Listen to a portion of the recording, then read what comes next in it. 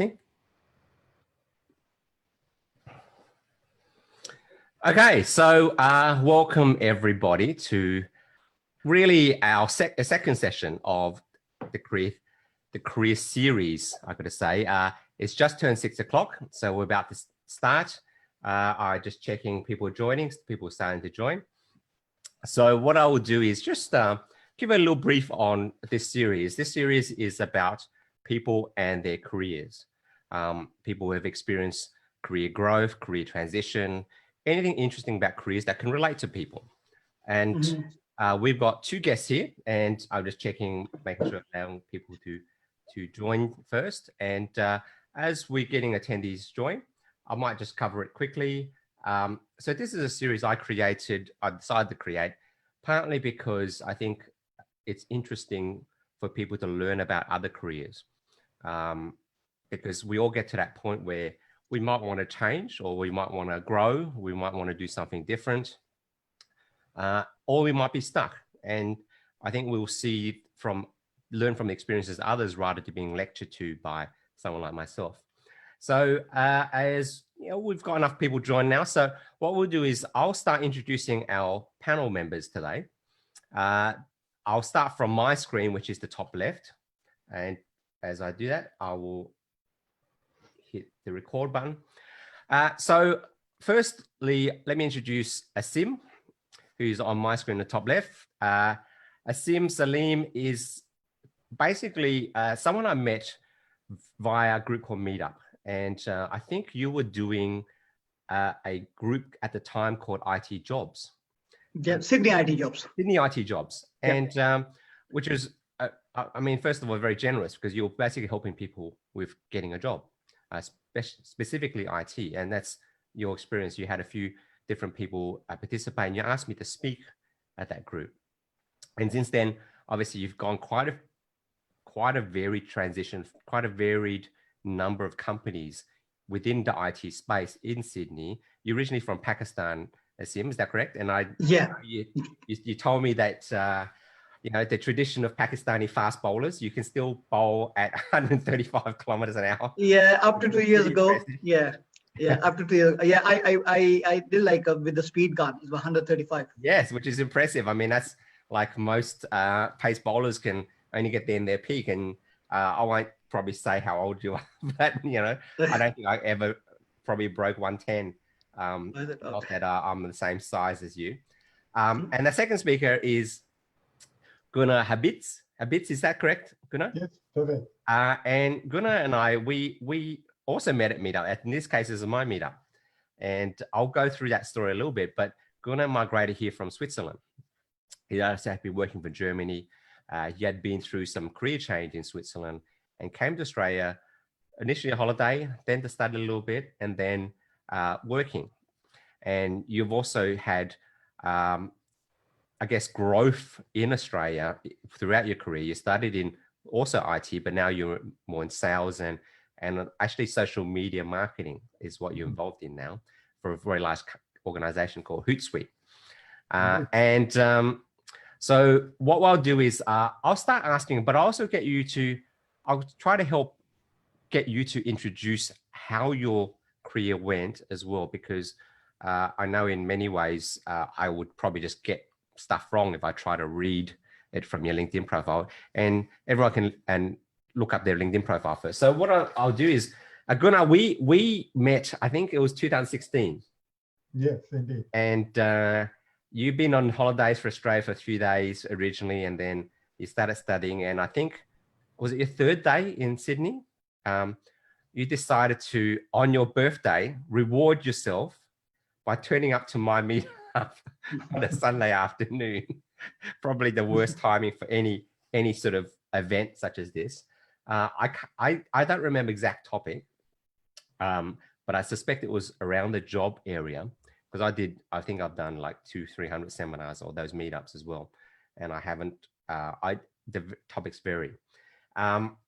So there's a lot of questions we can ask. I think after that you went on and got a job as well, started your career in Australia.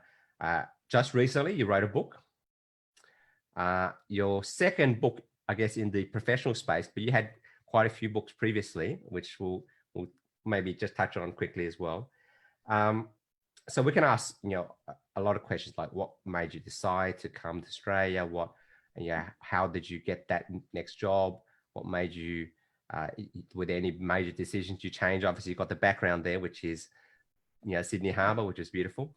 But I think the most important question, the most pressing question that I have is in that meetup, was I any good?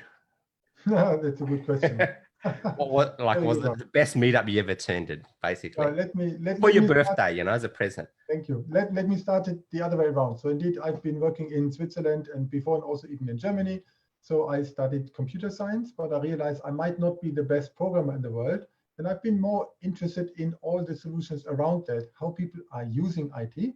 So then I became a solution consultant when I moved to Switzerland, to Zurich in HB, up to marketing, sales, and sales leadership. But then came a corporate redundancy that can happen after 16 years. And what can you do when you have basically 3 months free, January, February, March? From a European perspective, you go down under. So then my wife and me, we went for 3 months to New Zealand, and that included a cruise to go to Sydney. And when you see Sydney in a different way, like this one here, how can you not like it? So arriving by ship in Sydney for a couple of days, going back home and thought, we like the lifestyle in Down Under. We studied English here 20 years ago anyway. So then what about attending a leadership training? Because I didn't have a formal one. And then this was 2 months long. And then the first 3 days I came and attended your meetup because I thought, how can I make that happen? A potential career change. Because despite speaking some English with accent, life is somewhat different. So I needed to learn how a CV looks like. And that exactly was your help. You asked for a volunteer. So then I showed my Swiss style of CV, which of course included things that here you would never show, like pictures and so on. And you helped me to get started to land the first interviews. Thanks for that. Well, good. So the answer is yes, it was a really good meetup because I was good. Yeah, very useful, very useful. And I recognize already your passion for the color pink with the pink. Oh, well, I thought I vary it because I tend to have I've had pink and blue. I've had, and I didn't want to look like I dressed the same every time. But given the situation, I didn't want it to look too informal. But yes, I think a pink is sort of, I won't say it's, I don't want to indicate any preferences, but it's not a bad color, I find. So Gunnar, it was great to meet you. And I think one point was, you mentioned that you had a photo, and in Europe, everybody has a photo on their resume, don't they? And it's almost, in US, in Canada, for example, it's a no-no. They can't even look at your resume because of potential discrimination laws. Whereas Europe, it's a lot more open. In Australia, we sort of got a slightly British style, so it's not completely American influence. Our resumes tend to be a little bit longer as well. So it's not. I often will put a picture. Look, if you don't look bad, you look like you dress well and you have the right smile, and your resume is going directly to someone specific, I wouldn't be inclined not to include it. They can always choose to delete it or not if they forwarded it on. And I think that's something people need to be aware of. Your resume is a marketing document, isn't it? It's there to market you. It's not a boring book someone's supposed to read. And in that sense, when you mention marketing document, it should work for that market. So therefore, I appreciated your help back then. And then I landed a range of interviews. Took a while, had to go back to Switzerland, but then out of Skype, I got then the right position and moved over. And I got even a sponsorship visa within only 11 days. Wow, there you go. So those people complaining about, oh, no local experience and no visa, it can be done. So, you really have to market yourself well, and you have to be able to obviously communicate well. Now, Sim, we're going to get to you. IT jobs, what motivated you to start Sydney IT Jobs? I know that you had, I guess, an IT background, obviously. You came originally from Pakistan. You worked mostly Pakistan, or did you work other places as well? No, I give you like a intro. I actually started my career back in Pakistan in 1998. I started with one of the Chamber of Commerce in Lahore, which is part of in the Punjab. I worked there for around 4.5 years before I moved to Australia. So when I came to Australia in 2002. So what I found, like, there are not much directions were available at that time. So people, they were looking for the job. They didn't have like a career guidance. They didn't have some opportunity to grow as well. They don't know who to meet and at what time they need to pitch in, their the correct information and what are the market dimensions are and how they need to present themselves. I've been like from 2002 to 2008, I was monitoring this for a long time. And I've seen a lot of people, they've been manipulating, those new immigrants in the market, like, they were low wages and victimizing them by working for free just to get the work experience sort of thing. And I mean, I heard a lot of stories. I mean, I was also one of the victims where I was working around 70 hours a week with one of my uncle. And he was giving me around $300 a week for 72 hours of a week. So it was like literally $3.50. So I started like my career back in Australia from 2003, where I started my first job from TPG. I'm very enthusiastic IT person. I cannot live without IT, to be honest. Cricket and IT goes to. So it was like in 2008, I started like this platform, Sydney IT Job. So I had like a mission to help the immigrants in the IT space to get the job into the market, just to give them the information, just to train them, just to mentor them, tell them what they need to do. And I mean, it's a very early stages of like my career in Australia, like 6 years. I still say it's a very early stages, but what experience I have learned over the years, so I started that. So it's basically helping them to, checking their resume, if make sure like they're okay, they're aligned with the market, they have skill set for the market, and just to give them the understanding if they're not getting into the first job in the market, like what are the constraints? Because at that time, there was a rumors in the market and perception, like whoever is coming from specifically in the region from Asia, South Asia, they're having a lot of job problems. So it was because the market segment didn't realize, like, how many talented IT professionals from these countries they're the market, because they were working from different areas, like they were driving taxi, they're working for security company, they're working for some small, food businesses. So I started like, helping, grooming them to just get their mindset aligned to the market and telling them why they're not getting the job. So that was the mission initially to start with Sydney IT Job.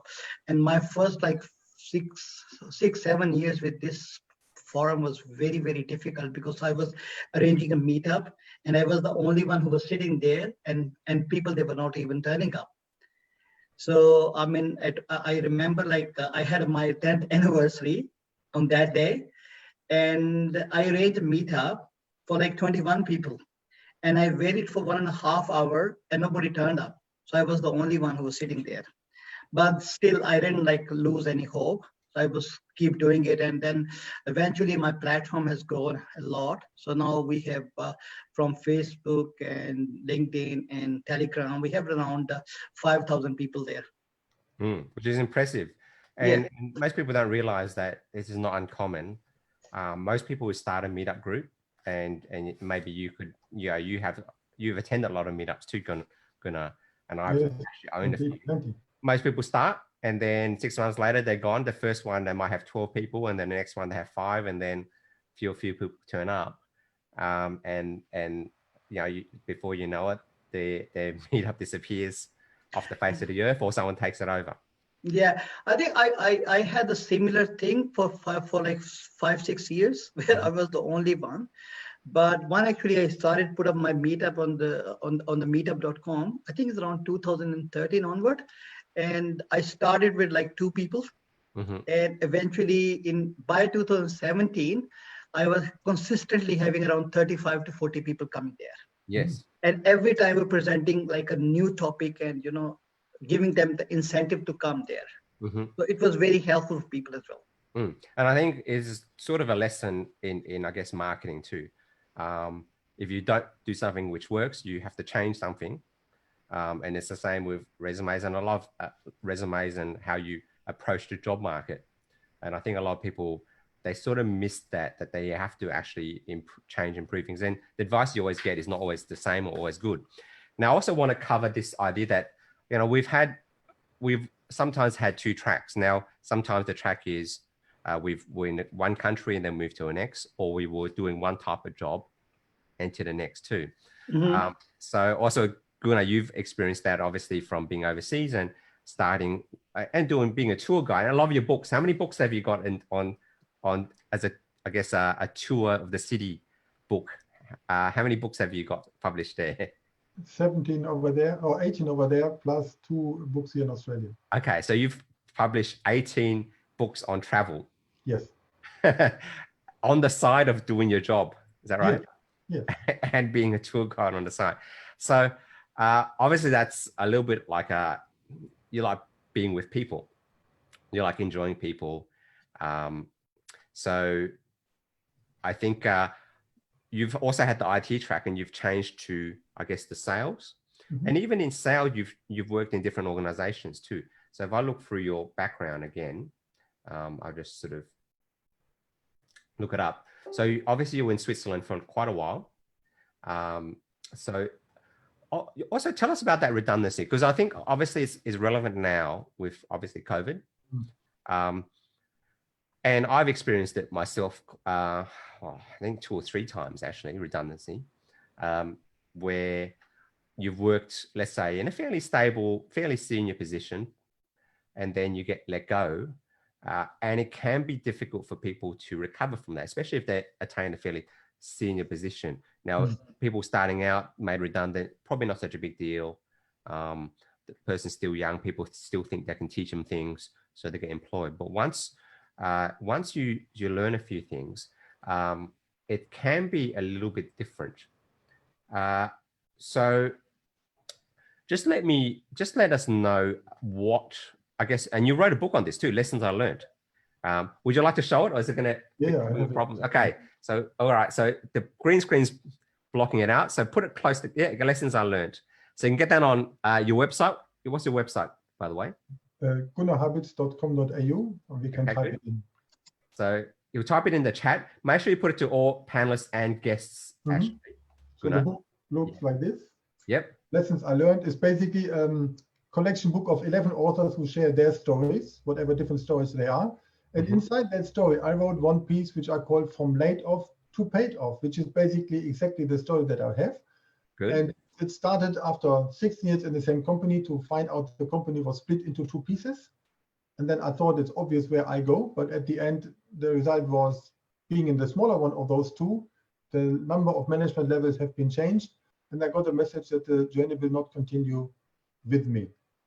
So the first thing what I really learned about this, and I will correct everyone who would tell me I was made redundant. No, the position was made redundant. It was, in my case, was unfortunately a time that many of roles were already clear. There was not very much open in terms of free that I could take something else. But so therefore, I thought it was a kind of a chance to explore something else. And instead of doing the same similar provider, maybe direct competitor, that would be not that suitable, I thought, why not to do a massive change and find out what are the options. So then I created, for me, a kind of a journey, and that is exactly what I also wrote in the book. That's basically across 7 types of stations that I went through. And funny enough, if you name them, they're all ending up in one same kind of game. Because first, I needed to face reality. I will be out of job. So I need to care for the family, all of this one, where many people go into a shock for finance, for pressure, for mental health, for whatever. That was a big one. And it's needed to take, after 16 years, time off. So welcome to reality, and then the time off. Take the R, take the O.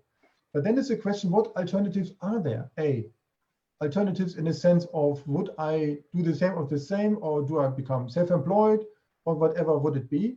So that would be A. And then I thought I need to deep dive and find out who I am. What do I want to do in life? With the middle of 40s is the question, can I really do a big change? Or do I want that? What about the family? So then that was a kind of a deep dive. And I thought and realized for me, I would love to do a management training, leadership training. And Australia is known for good education. It is one export factor. So that was something like I said, to add on the mastery. But then, of course, I needed to have actions. I need to go into activities to put something on to get back in track. And you helped me on this, Dick. And then after a while and learning how that all works, then I came into welcome back to the paid world. There I take the P. And if you connect all those 7 letters, it says roadmap.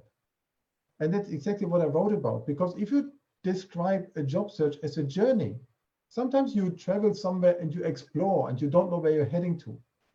But job search should be better planned in that sense. So therefore, the roadmap is a kind of a trip which has a target, which has timelines and has activities, milestones to achieve this. And that exactly is what I wrote in that book. So it's called roadmap, is the way how I would describe all of these 7 steps. Okay, interesting, because I think when people go through a redundancy, it is a significant journey for people. And it's an emotional journey, and it is this field of, I need to make some money, especially if you have a family or a mortgage. But you took the opportunity to take some time off and think about it, didn't you, Gunnar? Yeah. So I think, I mean, even if it's a short time, I think that the shock of it, because I think what I've found is, even if someone like myself can find a job fairly easily, it's still a little bit of a surprise, especially if you don't expect it. So there is a little bit of a shock factor there that somebody, shouldn't react to too much and therefore make the wrong decision. And I think it's tempting to just make a decision, try to get anything, and then almost short sell yourself as a career as well, and not really decide which direction you want to go in life. And Asim, I think you had a slightly different story where you've been in Australia how many years now? About 20 years almost? Yeah, 18 years. 18 years. Yeah. You've been here 18 years, but you've also, you've worked in a lot of companies since then. I think it was like 13 companies or 8 companies since then. 17 companies. 17 companies, sorry.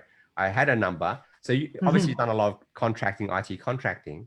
For a while there, you didn't have a job specifically. You drove Uber for a bit. Yeah. Tell us about that experience. Now, I joke about this sometimes in my seminars where I say, people often come here and they might have 3 degrees, but you end up, with a taxi driver or an Uber driver with 3 degrees. Okay, so it might not be the education that's the thing. On top of that, you have 4 master's degrees. That's him. So 4 masters, not one. I don't even have one. I started one. I didn't just bother finishing it. You have 1, 2, 3, 4 master's degrees. 2 in Australia or 3 in Australia? 2 in Australia, 2 from Pakistan. Okay, so 4 master's degrees, and you had a time where you had to drive Uber. Tell us about that experience and what brought on that situation.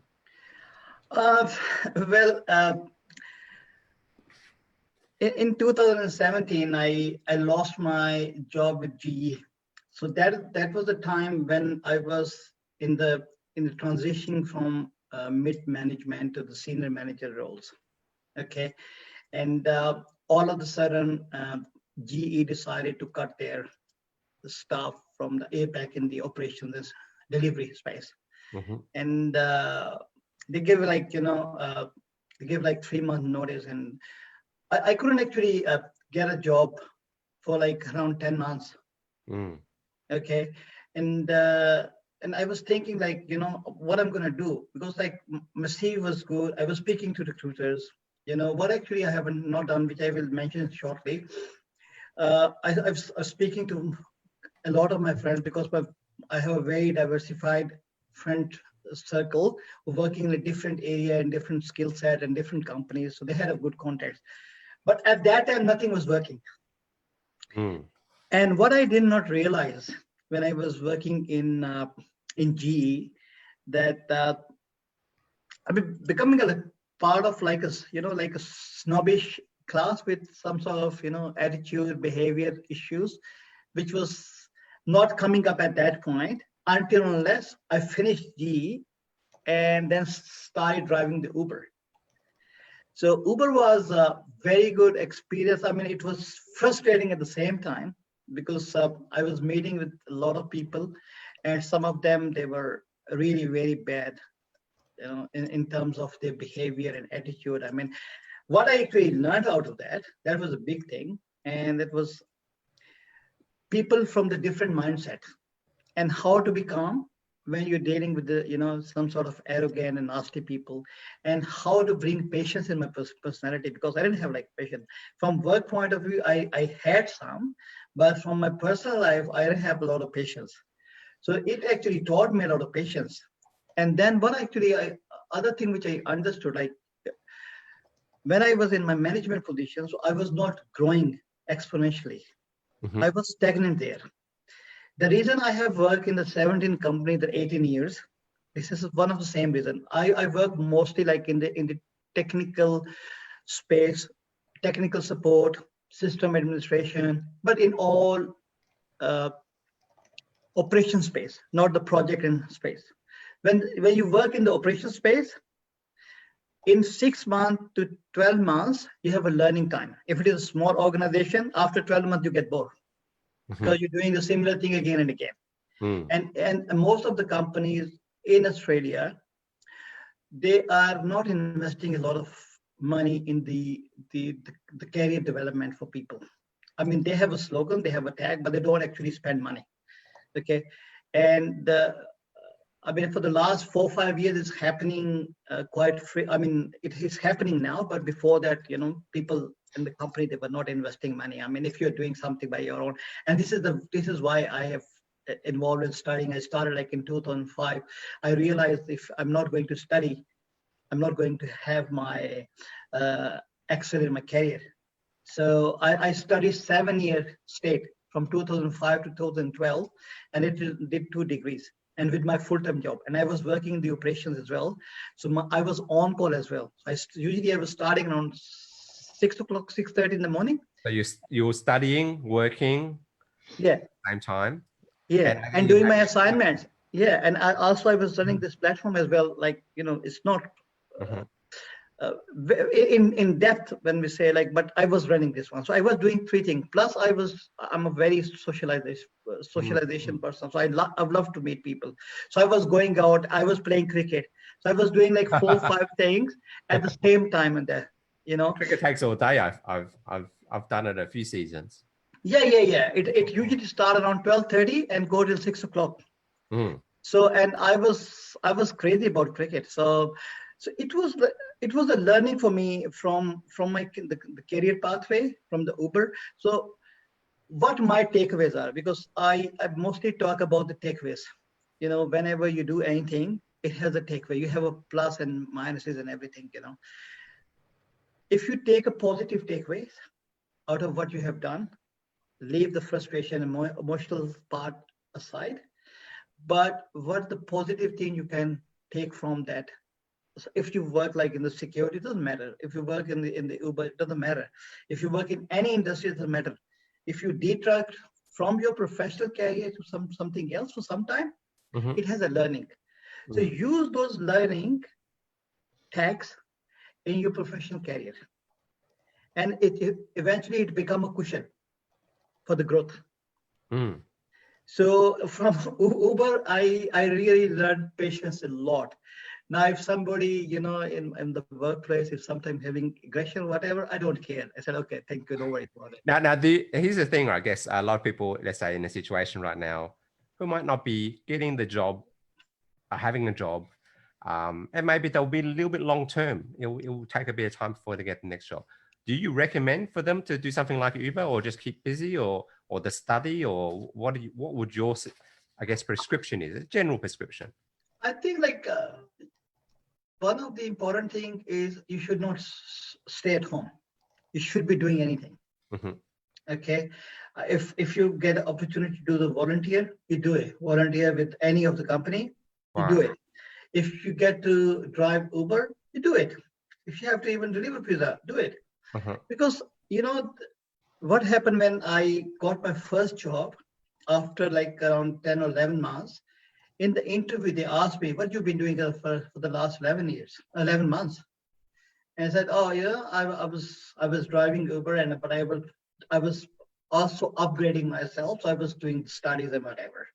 So with your other working responsibility, like, you know, as we mentioned, you need to keep growing. You need to keep analyzing the industry, how the industry pathways are, what you can do to achieve something in your career. It's not like you just switch and then you move away. You don't switch.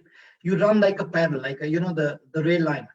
You just, you know, but rail line never met. But you have to meet both of the lines. You need to intersect at some point. Okay. You learn your technical skill set, you learn your behavior, you learn your business, whatever, and then you do your work and also learn from there. And then use that to build up your career. So this is what I did. I understood. And I think in many ways, that's what you did, Gunnar, isn't it? You sort of did some bit of study, started looking, improve your prospects. You didn't have the visa. Exactly. I only had the sponsorship visa, which is today is even more difficult. But what I learned about it beforehand out of Switzerland to find out which would be an ideal institution to do a leadership training. Because the Australian qualification framework is nice and well standardized. So then when I realized in a short period of time, I won't do a bachelor, I already have 2 masters, sorry, not 4, but at least something. Then an advanced diploma level would be great, but many providers offer this. So I spent a couple of days to find out which is the right institute. So that I wanted to ensure that there are not people always from the same company, what I had in my in-company training before, but a very high level of facilitators and of the content providers. And I thought that if I go to an institute which also runs the skills assessment for the government for leadership jobs, then their training must be good. And that exactly was the case. And actually it was placed here, Circular Quay. Okay, good. Yeah. The place where my whole role started. So I really love that. That was the Australian Institute of Management. And there later I also, after I've done, and actually I could run the assessment for this advanced diploma, either retrospective of my last company or already inside the new company. It was a fantastic way.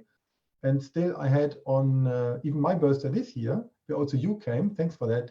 No worries. Also some of the facilitators from my time when I started 4 years ago also attended. That was great. Fantastic, fantastic. Yeah, so building up networks as well. Now, just letting people know, if they want to ask any questions, there's a Q&A box down the bottom of the screen. There's a chat box and a Q&A box. So what I suggest is if you want to type in a question, type in the Q&A box. Our panel members will see it and we can actively answer it. We're sort of halfway through our session today. So what I might do is, we've touched upon this. We've got a lot of people out there looking for work, looking to change careers. So let's touch on those 2 areas, changing careers. Some people don't know what they want to do. They just know that they don't want to do what they're doing now. I'm not sure if any of you 2 have experienced that, but they don't want to do what they're doing now. And I must admit, I've experienced that too. So they want to do something different, but obviously they've got obligations, such financial obligations, family obligations. But also it can be tough, right? If a job description requires this and you want to change, and that's maybe a similar level to what you were, but completely different perceived skill set, so Gunnar, you went from systems to marketing and sales. How would you recommend, and maybe this is something that you've experienced yourself, or I assume you've dealt with a lot of IT people, so IT can be quite specific as well, in what you learn. How does one change directions like that? What do you recommend they do? So if I may start on this one, because as you mentioned already, my travel background. So I worked when I've been as a student, I've worked as a tour operator, and I thought travel might be also a good way to be fully employed, but IT was a bit more trendy at that time, and that pays more. So I thought it's kind of change. Is there a chance to get into the hotel business, for example? I wrote 2 hotel books, so tour guide books about hotels. I've been spending 90 days or 90 nights actually per year in hotels due to business travels in Europe. So I had certain view on this one, but I realized a career into the hospitality sector would not necessarily be that lucrative for me. And I had the chance to meet many people here when I came to Australia with strategic networking to elaborate. Does it make sense to move? So the best way how to do is not just to think, I will have to work in a hotel as a hotel director, but of course I need to then start more from the bottom, but simply meet people from that profession. Ask them the question, not to tell I need a job, but ask how they do. I could always, given the book writing experience that I have with hotels, I could get some kind of knowledge sharing how it works in other countries and so on. So that's how I came into that play and realized that the only role I can imagine for me in a hotel is a hotel guest.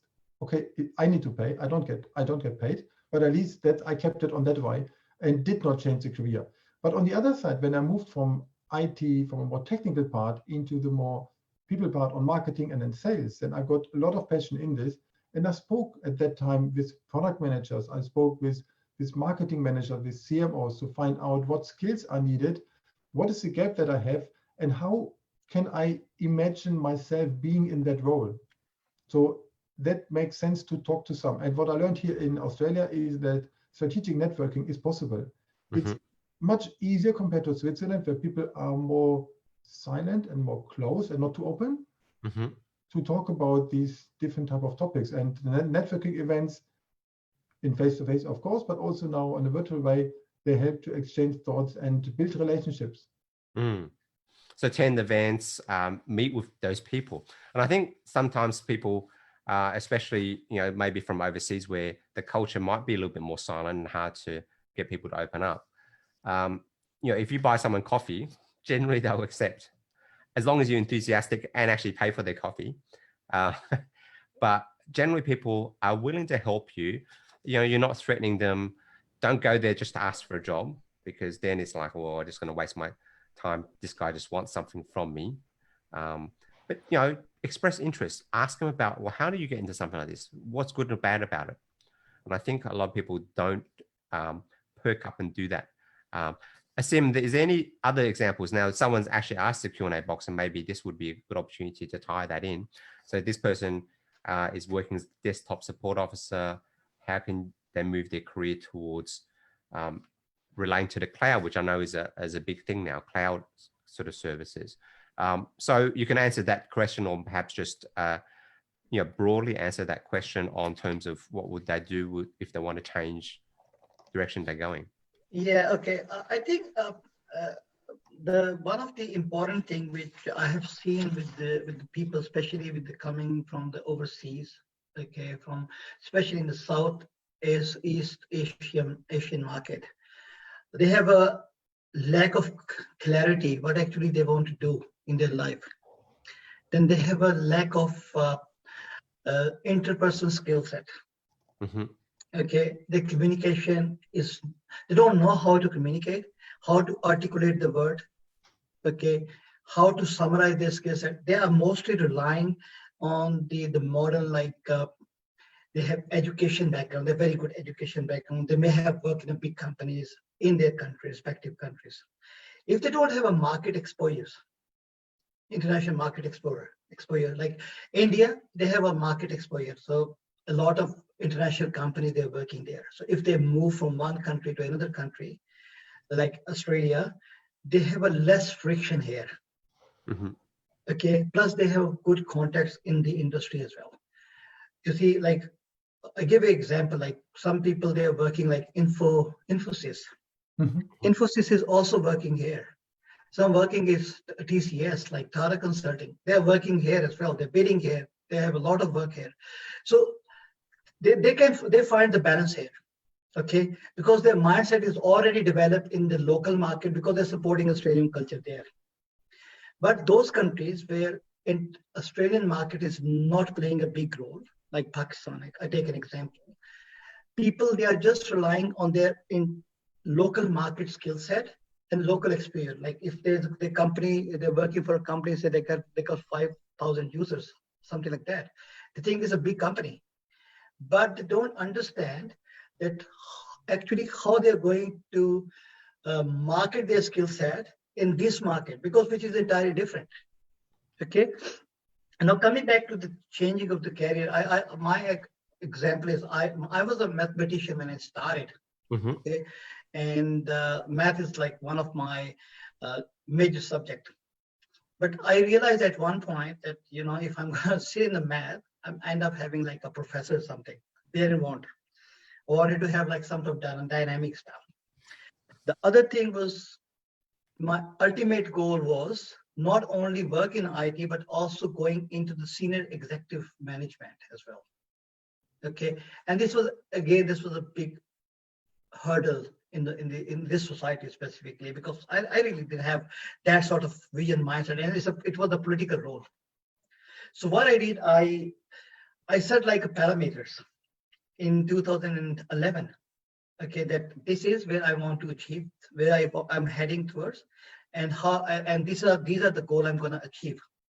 And I started working on that. Like somebody had like put like they're a desktop, they're working the desktop and they want to move into DevOps and cloud. So desktop is very closely related to the cloud anyway, because cloud is sort of same technology which is not on the premises. They are just sitting somewhere else, but you are doing the same support. Okay. Mm-hmm. So there are a lot of usually you find a lot of resources in the market. Okay. When I wanted to move into the leadership space, I started reading the leadership, what the leadership is, what their key deliverables are, what are the communication styles is, okay, and what sort of like qualification is required, and then how to do like a collaborative culture and how to excel in the collaborative culture. So it's like a shift of a mindset. It's changing. You need to keep changing your mindset and start as Gunnar advice, like you need to have a very clear head where you want to head in the next 10 years. You think on this way as the organization think. They have a short-term planning, they have a long-term planning, and they have a very long-term planning. And then they align their people from the short-term, medium-term, and the long-term. So similar mindset, you have to keep it. You have resources available. You have a job market analysis. Like if you go to the seek.com or something like that, you go to Career, Jora, Indeed, or LinkedIn, you can actually find it where the market is heading. Okay, and for how the market had transitioned over the year. You can see like some sort of different the forums, like a security forums. And I think something that Gunnar's mentioned, just answering that question, he's typed it in, is you can write about the topics, but also on side there you can research the topic too. So become educated on that area. Where is the market going? So you talked about that. But one thing I've actually found is, if I want to look like I'm an expert in an area and I've had a bit of expertise that's scattered around, I might write a topic, write an article. Mm-hmm. You can research it and write about it. And then I would sometimes put that link in there. Say, look, I wrote an article here on this topic. So how many people would actually do that, Rishi? And sometimes people forget the power of print. The fact that you wrote something about it sort of automatically defaults you as an expert. The fact that you got a degree on it doesn't actually make you an expert. They actually perceive perhaps that you've written something, the market has perceived you an expert more than a degree would have told you. Because most people have degrees already, right? And they may have not found that the degree was completely practical.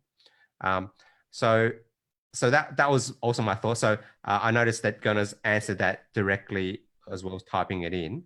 I think it's worth demonstrating.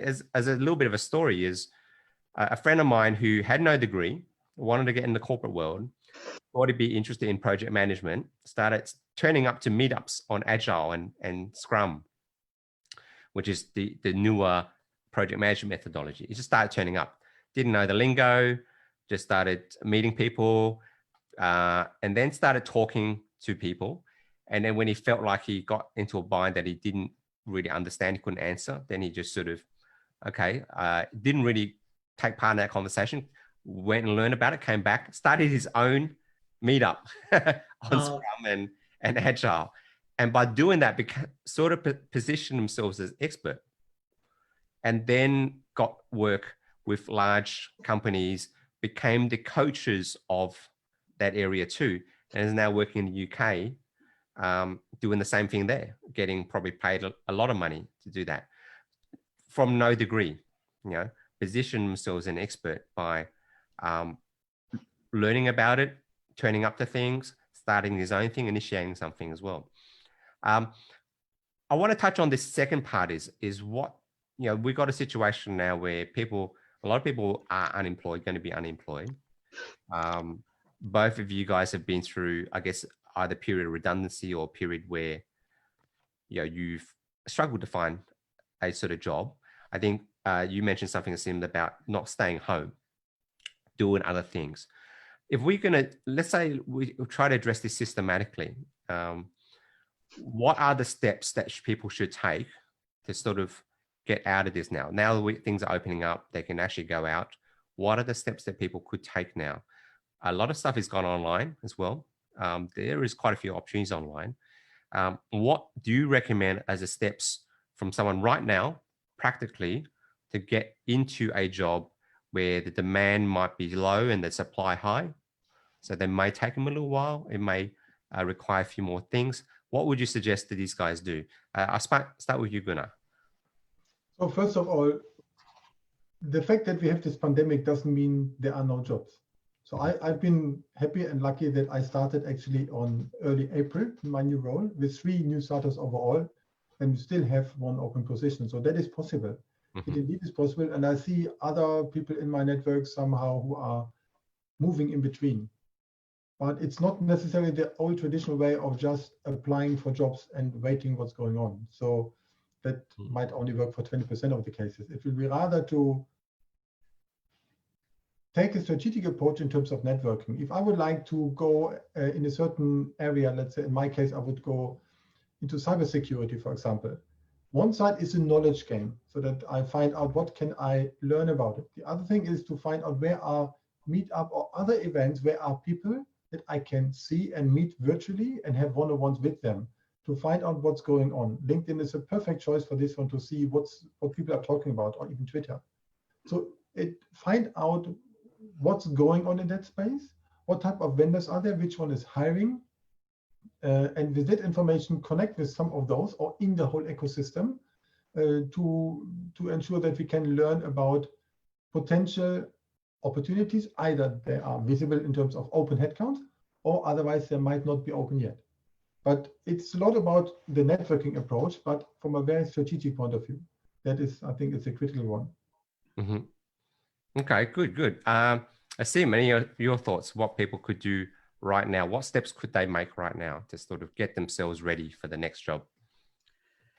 I think this is the best time. I got like few calls from some of the the candidate. I advertised few positions recently, which came from my organization and some other people.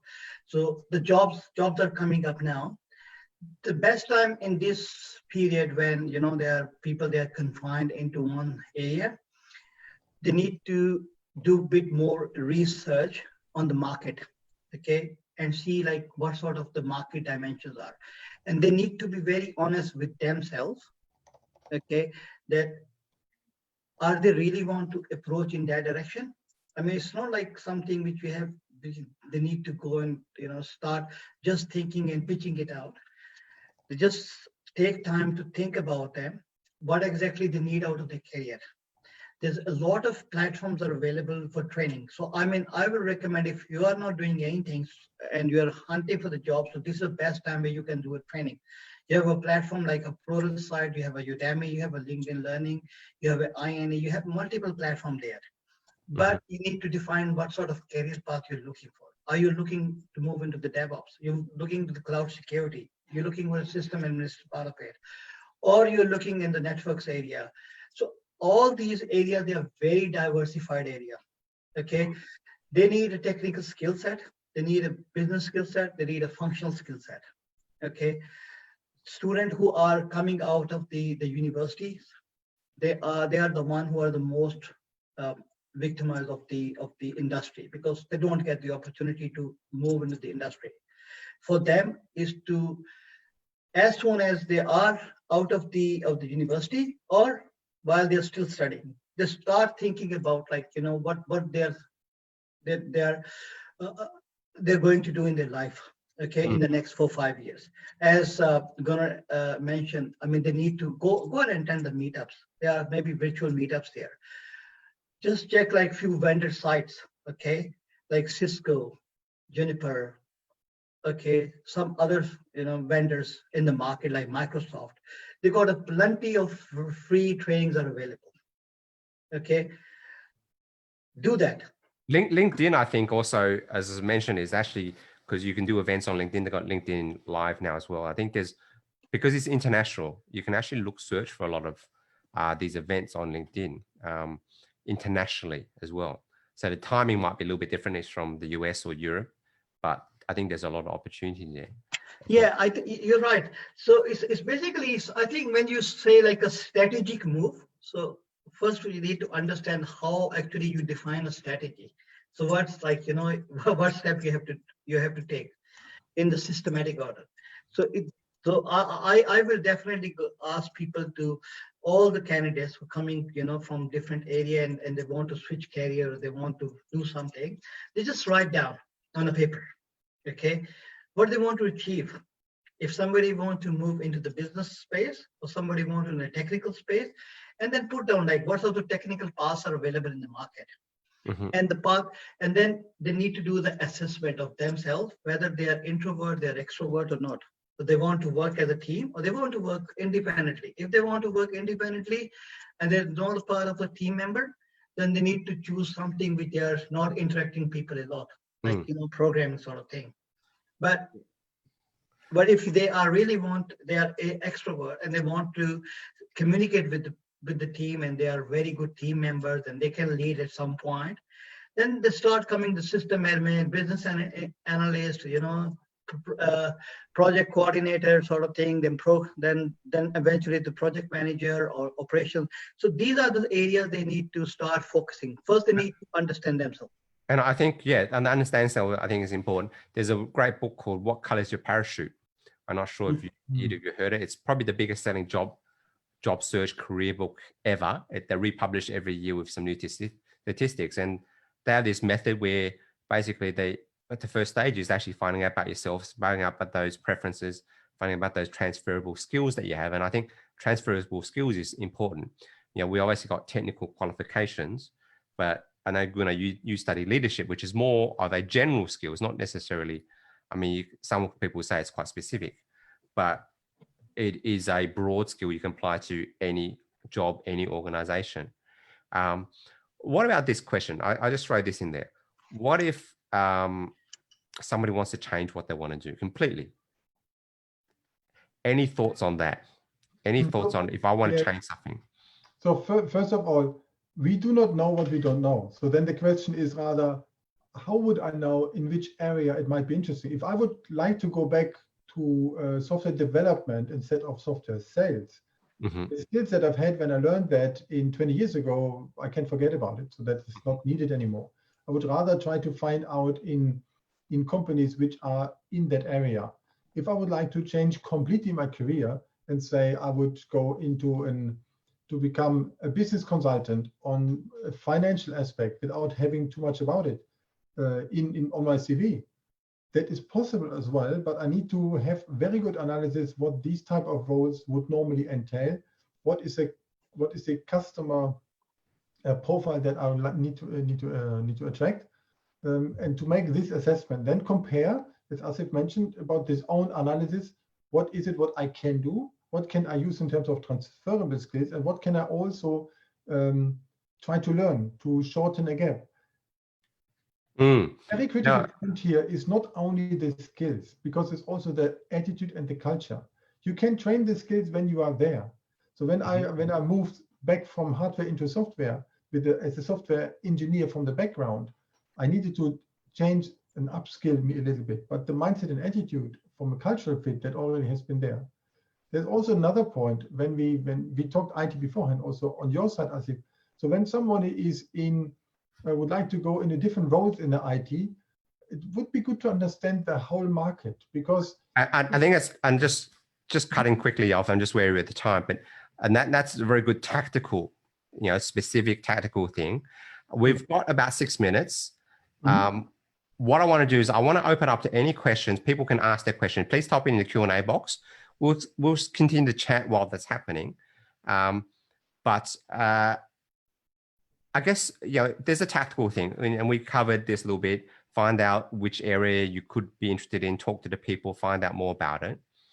What if I don't know anything? Like, I don't know what I want to do, or I know it's quite different. Let's say, but I don't, as you said, Gunnar, you don't know what you don't know. What is you've changed your career. What was your process? And Asim, I don't know if you've done something similar. I know you said you love IT, so obviously you've been in IT. You've had some shifts along the way. But I guess if I touch on myself quickly, and as I said, type in your questions in there. I studied a degree, which I hated the least. I had no idea what I want to do. I just thought I'd studied something. I studied economics. Was I ever going to become an economist? Well, economics really didn't qualify me for anything. But I started doing that and I fell into a job. So I fell into a job and didn't sort of work my way and discover what I didn't like more than what I liked. There were obviously things I liked and what I didn't like. What I did was I did stuff on the side. And I think all of our panel members here have done stuff on the side. So if you do stuff on the side, what I found is I started liking things like public speaking and such. So being on the side, I did that for free. I did hundreds of seminars, and you turn up to one, Gunnar. I did it for free. And I found that I enjoyed doing something like that, and therefore I turned up. So if I try to ask the question out of the box, what is your advice to, let's say, a younger you or someone like you who may have gone the wrong path and now are thinking about what they want to do in life? What is your advice to someone like that? Me or Gunnar? Asim, you go. Okay. See, I have recently did my NLP practitioner training. Okay, and what actually I learned from the organization, they are most of the time it's not wrong, because in everything what you do, you are learning. Okay, see, if you are, the only thing is how big U-turn you have to make to get to the correct path. Mm-hmm. Okay, so but you are learning on that path as well. Say if I am I'm a programmer, and I want to move into the network, and then went to in the programming path and spent a couple of years, then I realized it. Oh, that I'm not a programmer person. I was supposed to go some this way. That's fine.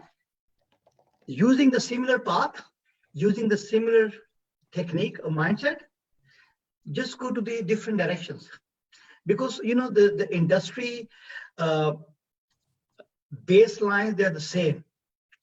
They never changes. The technical aspects change, but the behavior, or we say like a soft area, they don't change. So they are the similar.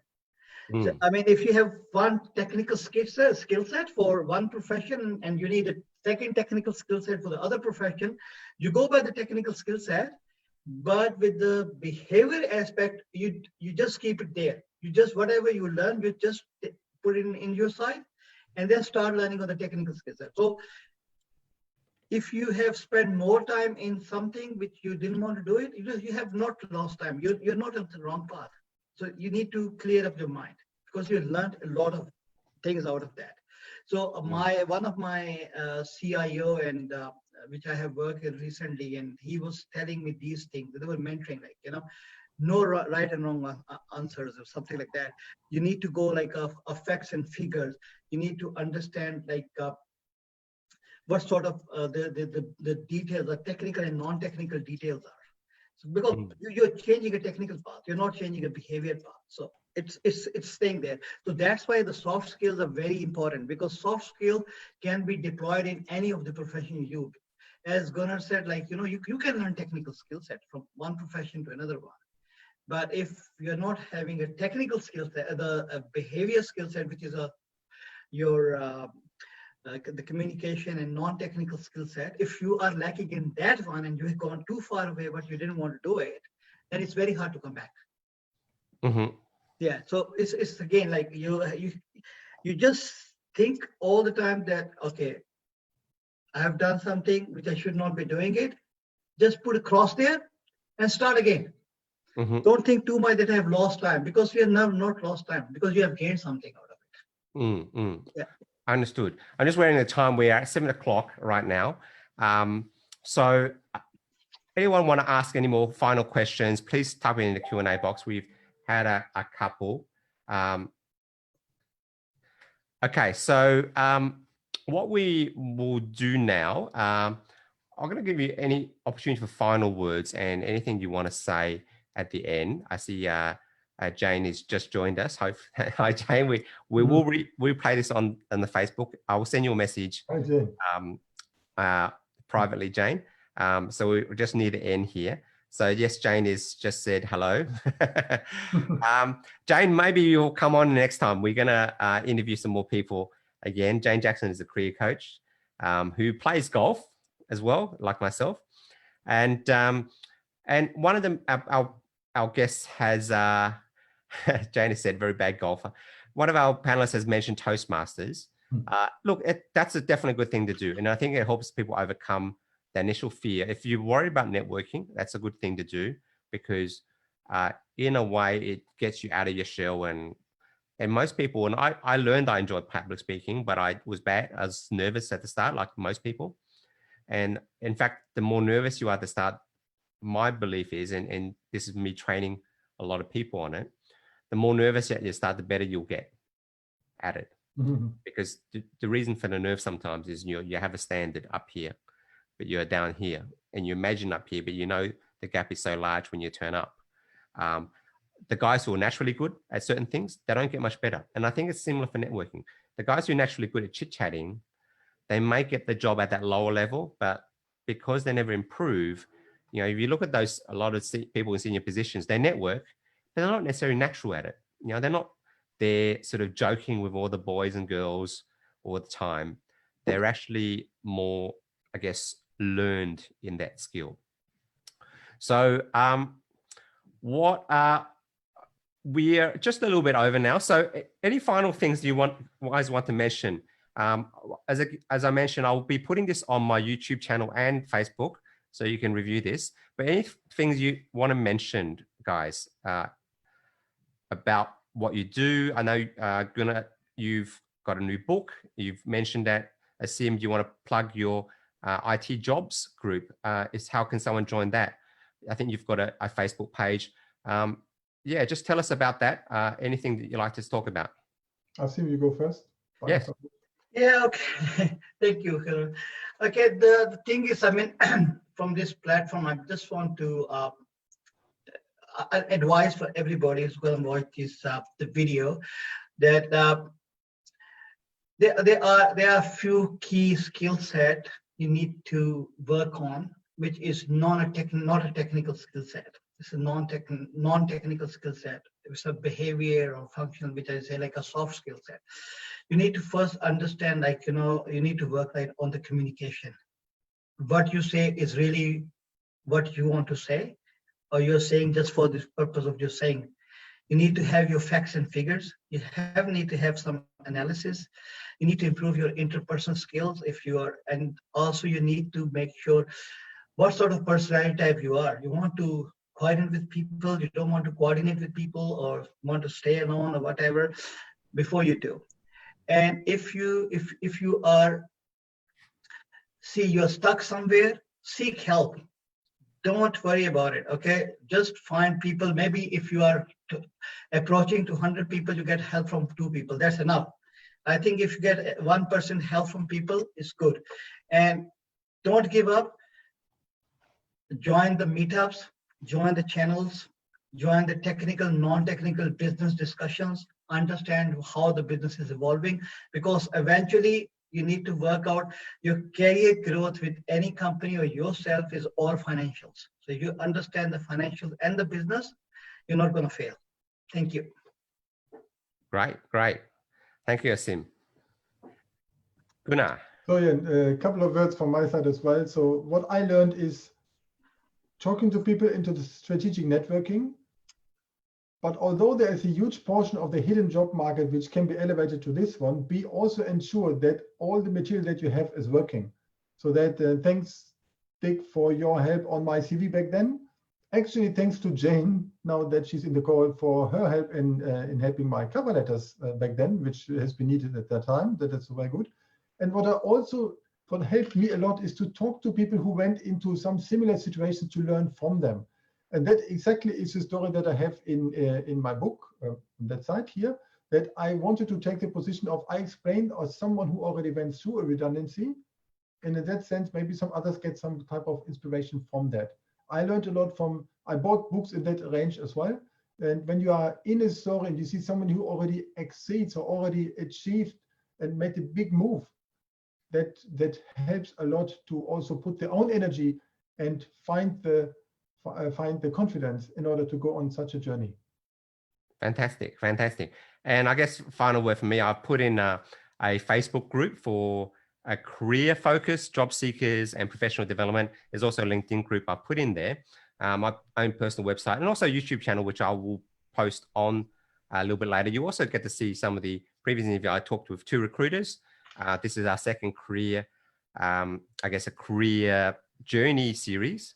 And next week, I'll be doing a different series, a different video again with different people. Thanks again for joining. And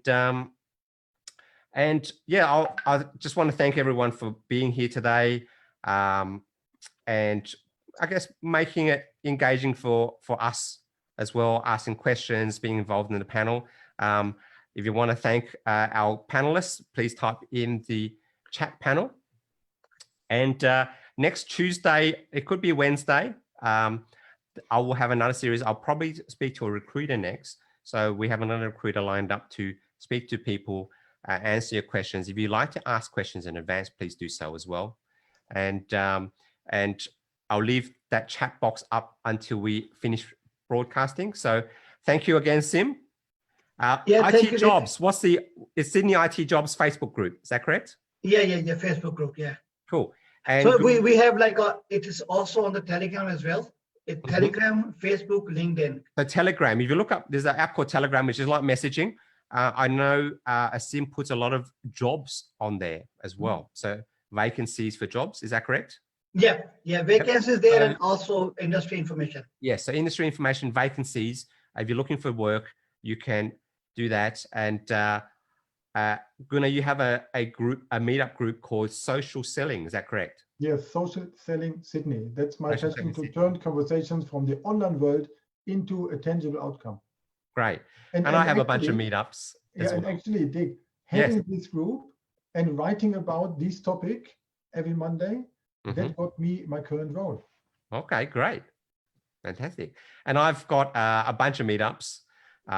If you want to see both the entrepreneur and the job career side, just join the primary meetup that I post on, professional development and speaking meetup group in Sydney. We'll be doing live events again soon now that we've opened up. And I'm usually in venues around the CBD and Haymarket as well. So thank you again. And thank you, Asim. Thank you, Gunnar. Thank you very much, Dick. Thank you, Gunnar. Thank you, everyone. Okay. Enjoy. Right. Bye-bye. Bye-bye.